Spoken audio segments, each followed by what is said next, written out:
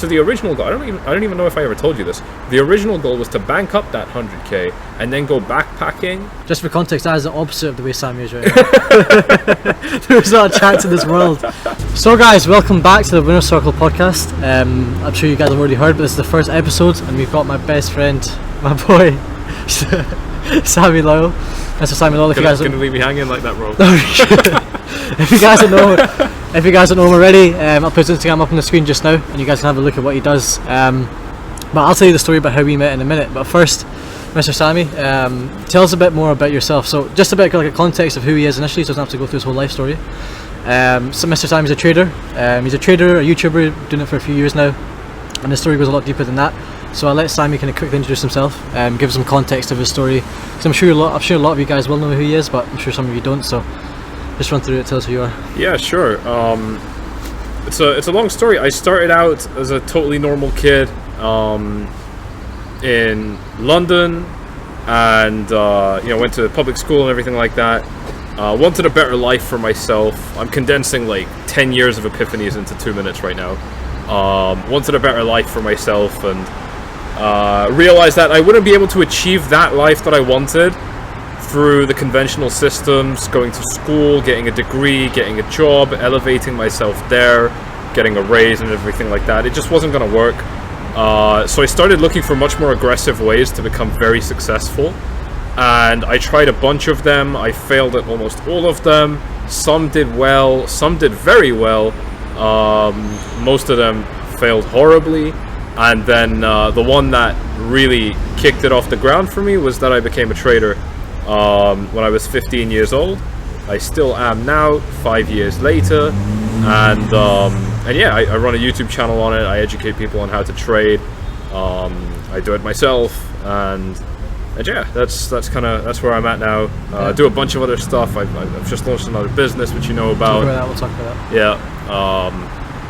That's pretty good. So that's pretty much that's Sami's version. For me, I met Sami around a year ago, just over that, and I met Sami in a time where it was my first. I'm sure if you guys know my story, it was a time where I first went to Dubai and I first moved out of my house. So it was the first after my agency kind of made around like 15 something K a month.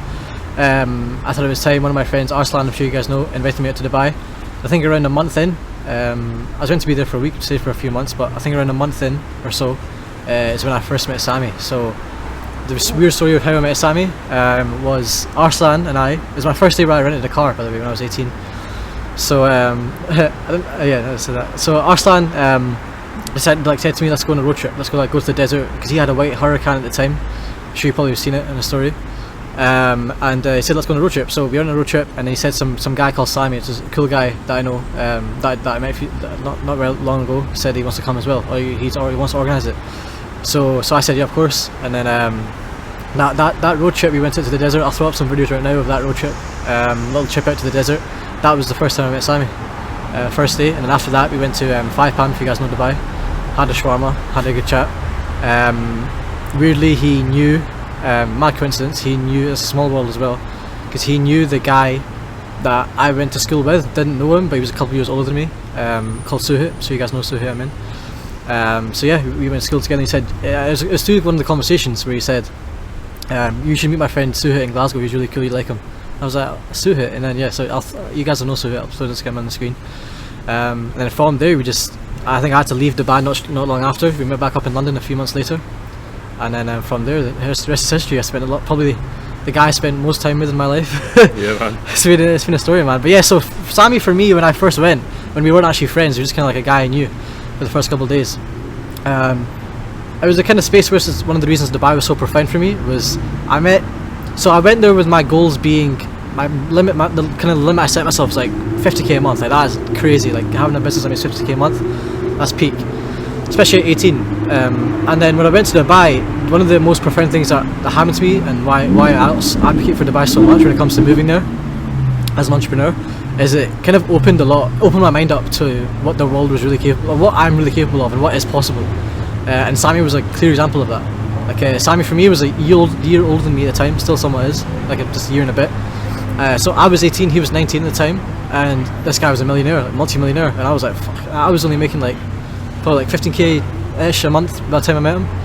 and I thought I was the shit, man. Like in Glasgow, I thought I was really cool. I've done an amazing job. I didn't think that, but I knew that I'd done something quite special. But then meeting people who were older, it was nice meeting people who were older and very successful, like in their mid-20s, late 20s, 30s. But then meeting someone like Sami, who was like just a year older than me, I was like, this guy's a Ferrari. Like he just bought his Ferrari just before we met. This guy's a Ferrari, like all this kind of stuff. It's crazy. So with that, and also after conversation with Sami, my mind going back to Glasgow to finish my exams, my mind was completely opened to shifting from I want to be making 33k a month, which is what my goal was back then at that time, to I want to be a millionaire. So yes, it's a big life shift for me. If I didn't meet people like Sami, especially Sami himself, and getting close to them, probably wouldn't have got anywhere near with the same perspective on life that I have right now. So yeah, very inspirational guy. I'm sure you guys will love him. So if you guys haven't checked him out already, make sure you do after this video. So how I want this video to go, I thought it'd be, to make it most profound, I wanted to make it extremely different to the majority of podcasts, if not every podcast, and all they do is just talk about the person's story, and then just some few points of kind of like average value, and like kind of like generic stuff. So I want this to be I've had this idea for quite a long time, and I think there's no better person to do this with than Sami. So I kind of want to talk through the journey as real as we can keep it, which obviously we have no filter, so we'll talk about everything. I want to talk through the journey of becoming a teenage multi-millionaire, or teenage millionaire in general, like just that life that we have, and especially Sami has more than me because he's lived it a couple of years more than I have. There's not many people in the world you can go to who won't bullshit you and kind of just try to just portray an image. I'm sure you guys know a lot of people out there right now in the space that they're young, they're successful, but they try to portray an image and do things for clout. They don't really say things with a filter.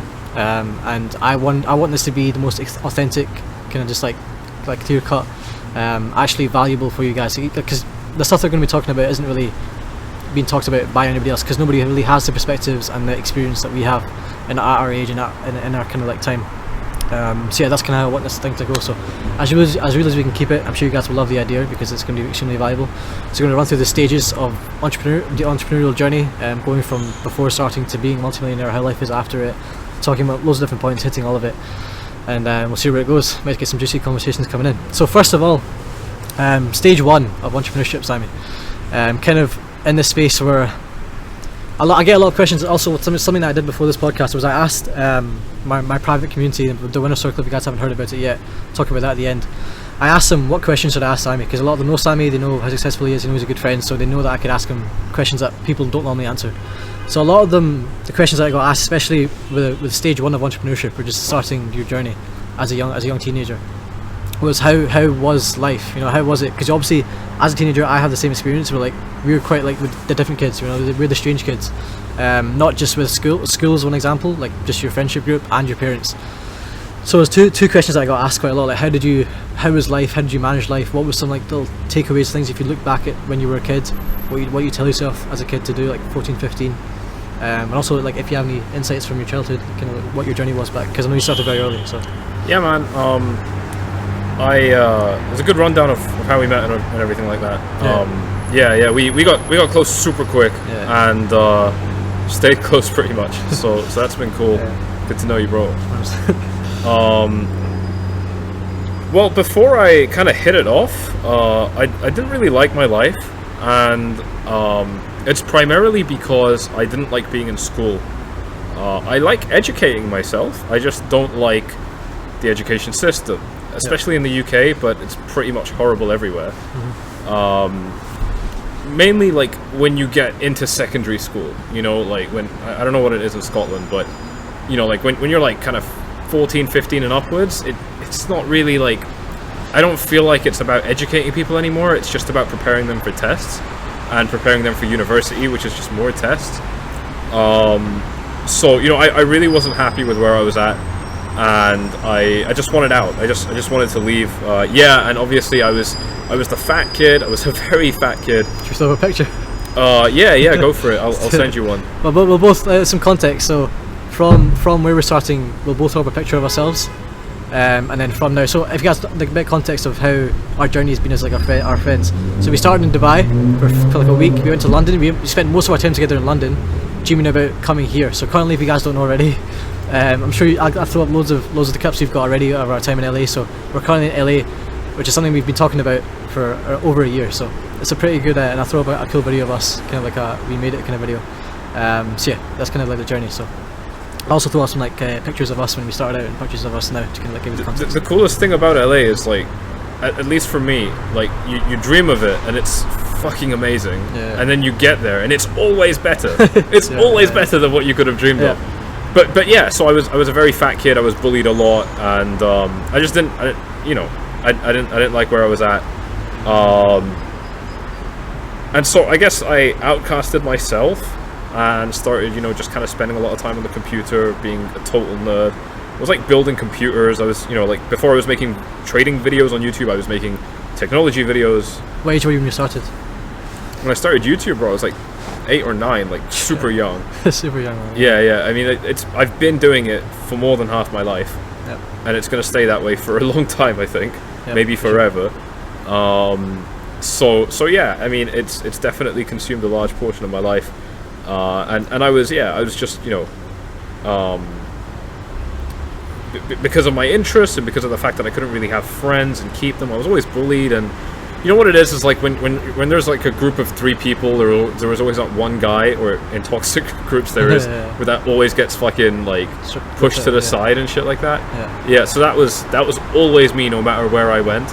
And so I had the genius insight to reason that it's probably my fault if it always is me every time I go somewhere. And that's a very hard thing to accept, by the way. Sure. But once you do accept something like that, that's only where you begin to fix it, and then become the guy that everyone wants to be with instead. So that's kind of that was. I'm not sure if I directly answered your question. No, that's good. That's good. Yeah. So talk to us about kind of how it was moving into when you actually wanted to start. So obviously you started quite young when it came to the YouTube stuff and all that kind of stuff you did up till when you actually started to like introduce to trading.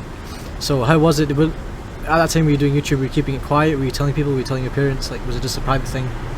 I mean, I think most people in my school that knew me knew that I was, a YouTuber.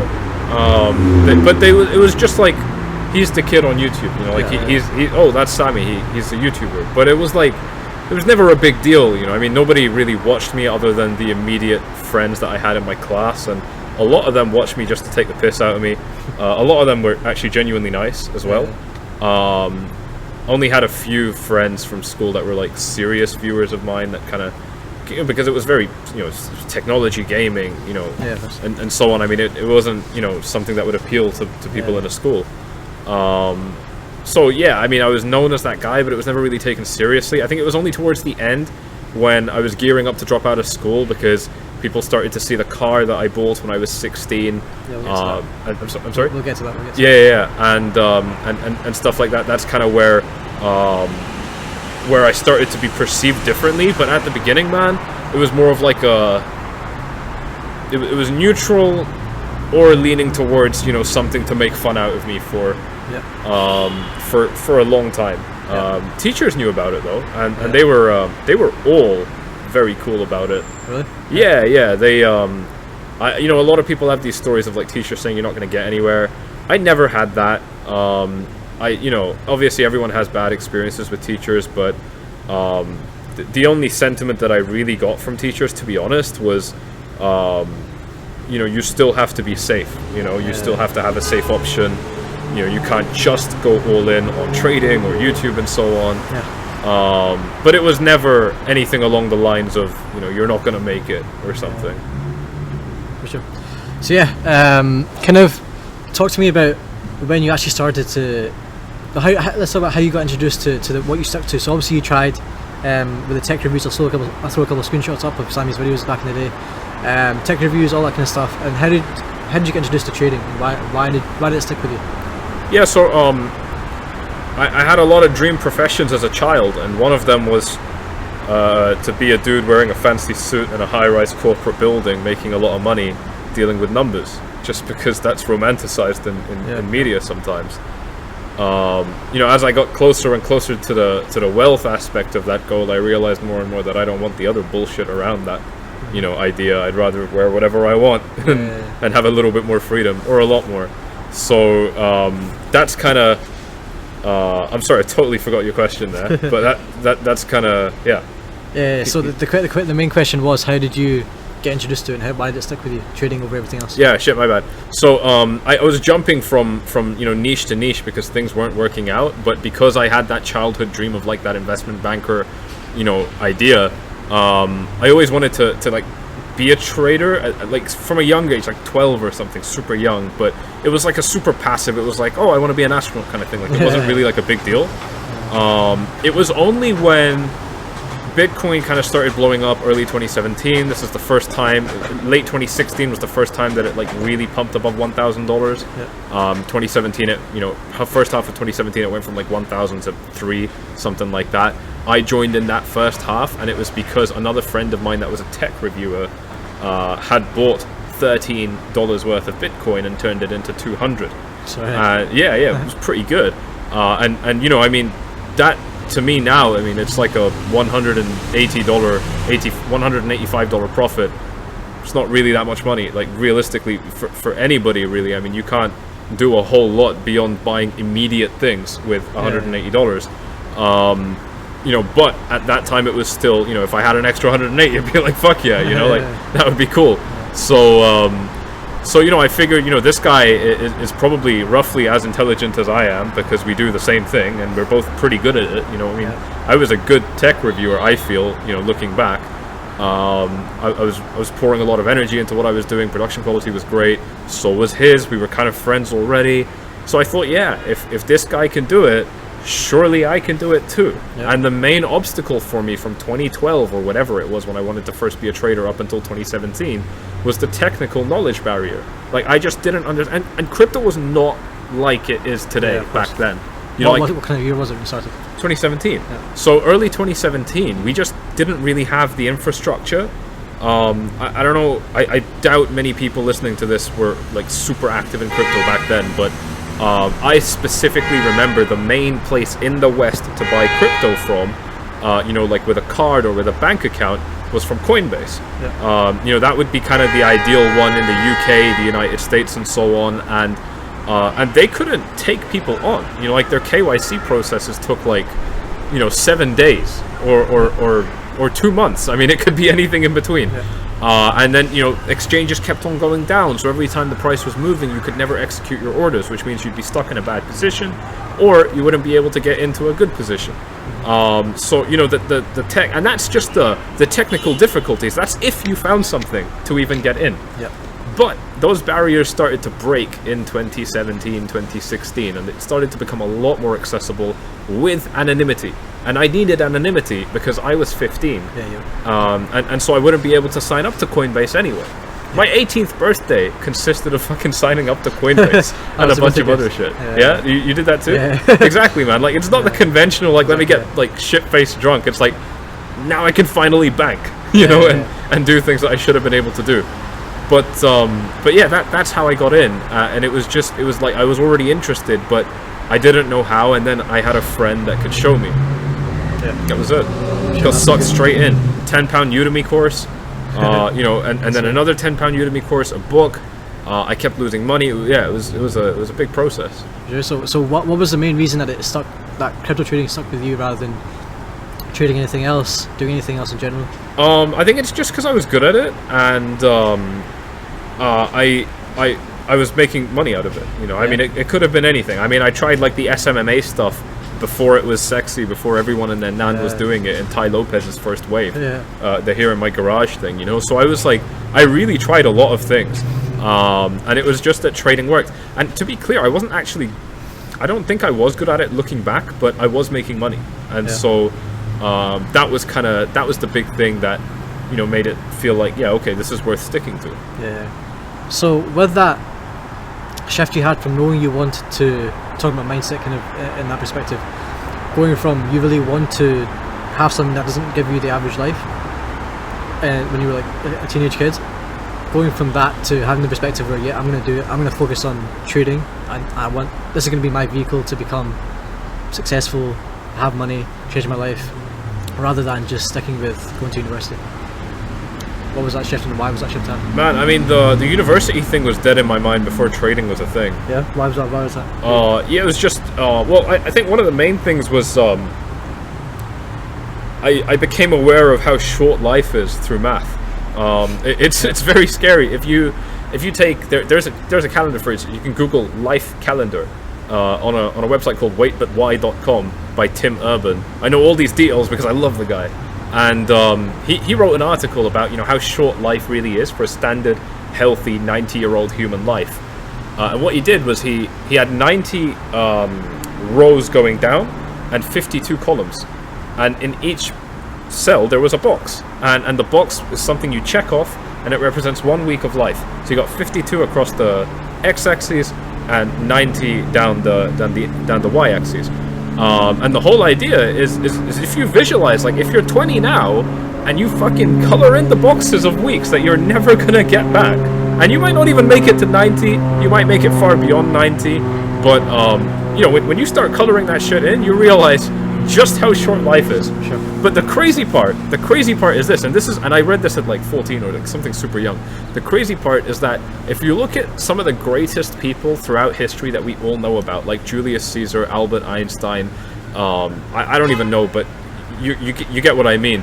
A lot of these people ascended to very high achievements, very, very high levels of power, or had certain very, very high achievements that they're famous for now, early in life. We're talking like 20 to 40, and a lot of it would have fallen kind of like, I don't know if it was Julius Caesar, but one of the big Roman emperor dudes, he got like in that position by like 17 or something, man. Yeah. Is it him? Is it maybe Alexander the Great? Yeah. And that, I mean, obviously he had, there was some element of inheriting it and so on, so it's not like anyone could just do that by 17, but it gives you some perspective on how little time you have. Yeah. So we bring it back to university, and I was realizing that I'm going to spend this time drinking and partying, which I can't do because I'm an introvert. Like, it was physically not possible for me to access that, I felt anyway, at the time. But also that I'd be locked down to one location. And that was the terrifying thing, because I wanted to travel, I wanted to see the world. I had that wanderlust for a very, very long time. And I finally scratched that itch. I'm not really so keen on traveling anymore. We'll talk about that. Yeah, we'll talk about that. Yeah. So that was, So what, when it comes to, did you just feel like you had any like set goals you had? For example, for me, it was like, it's a very like sexy thing in the SMA space to say like I want to make 10k a month. Yeah. Very like normal. Also, probably everybody that starts in SMA or any business in general will say they want to make 10k a month. Because it's so popularized. So for you, what was your kind of goals, perspective on life, what you could accomplish? What was it back then when you get started? So, with the trading business, when we talk about 10k a month, so obviously I'm a trader on one side and I have an education company on the other side, and they kind of go hand in hand. Yep. And they wouldn't be able to survive with each other, because if I'm not a trader, I can't really teach it. But teaching it, the teaching it is actually quite irrelevant. The trading can stand on its own. So when the business hit 10k, it was actually very quick, and so every business I tried prior to this didn't really, the most I would have seen would be, I don't know, like £500 in profit in a month, and that would be the peak. I never really hit it big in anything. But when I started this trading company, it hit to what were to me at the time very big numbers very quickly. You got to bear in mind my net worth at that time, everything including my fucking laptop and stuff, I was worth like maybe £5,000, like really not that much. And this was back when I was like 16. So that 5,000, that is quite a lot of money, obviously, but that was built through years of being a YouTuber and saving money and just being sensible. Yeah. So it wasn't, it's not like you get a 5k salary. That's a lot easier. Yeah. But I started hitting big numbers on that business pretty quickly, because it was right time, right place. We had a good product. I wasn't actually selling the product. There was someone else that was a trader in this education business that I run today. He actually approached me to become a customer, and one of my attitudes in life was, fuck it, let me just see what I can do, and just like send out some crazy offer. Maybe they accept it, maybe they deny it, but it doesn't matter. At least I get it out there. And I landed a lot of opportunities doing that in life prior to that. So that's why I had this attitude when this guy contacted me. So I said, let's be 50-50 partners. You give the product, I do the marketing for you, because I'm a YouTuber. And that combo worked really well, because it was the culmination of all my skills that I had learned over the years kind of coming all at once and just blowing up. And this is one of the reasons that I say to people when they don't know what to do, is just fucking do something and fail at it, and do something else and fail at it. It doesn't matter. you know, eventually your skills are going to come together and you're going to be able to do something crazy with it. Yeah. And the sooner you start that, the better. Because you just have more skills. You know, like, it's random stuff, bro. Like, you might be really good at math early in your life and it might not be useful again until much later, but just the fact that, you know, you might forget all the formulas and stuff, but you'll have your brain thinking logically. Yeah, of course. That's the huge part. So anyway, that was kind of how I started out. Yeah. And so I didn't have those like key financial, you know, like 10K a month or whatever, but I did have net worth targets, and that was $100,000. And once I hit that, it was $1 million. And once I hit that, I kind of stopped setting goals. Your first goal was like, so when you were starting out, say for your first few trades, you started to understand that you want it to be your thing now. So before the kind of education business started up when you were very, very young, like 15, 16. Yeah. Did you think at that time, this is going to make me a millionaire, or did you just think, like, what was your perspective of it? Because I know for me, I didn't even have the kind of like thought of being a millionaire. My goals were very like 10K a month, 30K a month, 50K a month, 100K a month. It wasn't so much being a millionaire, because I just think it's just a hard thing to fathom. I wasn't ever exposed to that kind of world until I came to Dubai. So what was it for you? Yeah, man. You know, I was watching a lot of YouTubers back then that were, you know, it was like the first big wave of young guys between 17 to 22 getting very fucking rich, and I don't know how much of it was legit or how much was, you know, just a show in order to sell their courses and so on. But I was young and I believed it. So in my head, it was a target to become a millionaire by, you know, 18, by 19, by 20. So yeah, it was in my mind. So you had that in your head most of the time? You're like, yeah, but I didn't necessarily know it would be through trading. I just knew that I had to get there. And to be clear, I wasn't necessarily focusing on the $1 million milestone. I only started focusing on the $1 million milestone, I think, like, really when I hit like 300.